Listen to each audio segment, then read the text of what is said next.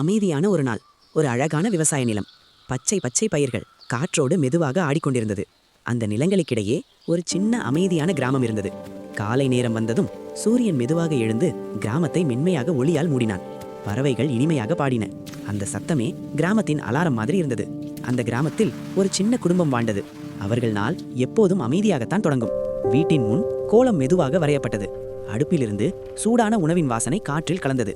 அந்த வாசனை வீட்டையே அன்பால் நிரப்பியது. வயல்களில் மண், தண்ணி, பயிர்கள் ஒரே மொழியில் பேசிக் கொண்டிருந்தது போல இருந்தது. அந்த வேலைகள் கடினமாக இருந்தாலும் முகங்களில் அமைதி தெரிந்தது. மதியம் வந்ததும் மரநிழலில் ஒரே குடும்பம் சேர்ந்து எளிய உணவை சாப்பிட்டது. அந்த உணவில் பெரிய சந்தோஷம் ஒளிந்திருந்தது. மாலை நேரம். கிராமம் முழுக்க சின்ன சிரிப்புகள் மெதுவான ஓசைகளாக பரவின. மாடுகள் வீடு திரும்பின. சூரியன் மெதுவாக விடை பெற்றான். இரவு வந்ததும் வானத்தில் நட்சத்திரங்கள் சின்ன விளக்குகள் மாதிரி மின்னின. கிராமம் அமைதியாக உறங்க தயாரானது. அந்த நாள் யாருக்கும் அவசரமில்லை, யாருக்கும் சத்தமில்லை, அன்பும் அமைதியும் மட்டுமே இருந்தது.